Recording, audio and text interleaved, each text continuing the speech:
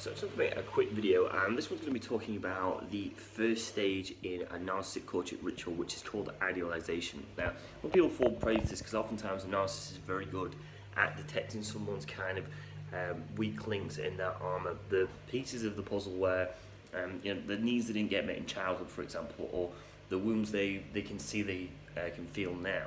They're very good at accommodating to them kind of wounds. So the narcissist will tell you basically everything you want to hear, everything that kind of comforts you, and you're kind of fooled into believing that this person really genuinely cares about you and really understands you.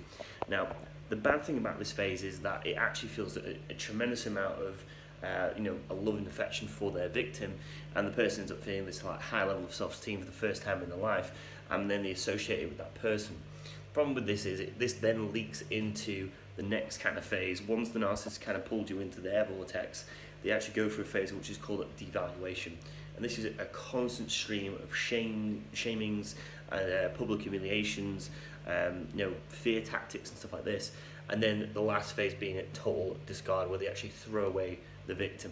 So really this is kind of like a baiting strategy to actually pull inside a victim into their reality. And even though this feels tremendously good at the time and stuff like that, it often leads to this, like I said, chronic shaming and fear tactics and humiliation. So again, it's very, very unhealthy. So things to look out for is something called love bombing in this kind of phase.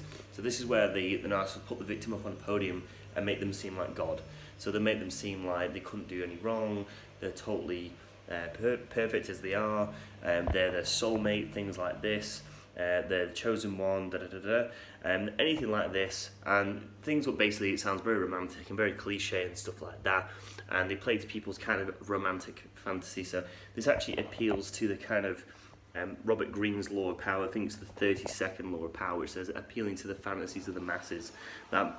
Because people live in very stressful lives, we all have stress in our lives and stuff like that, but we manufacture these kind of fantasies of romance and stuff like this so we can cope with reality. So we put inside our reality kind of like a story, like a lens or a filter, to not have the effects of the stress affected so much. It's almost like a buffer.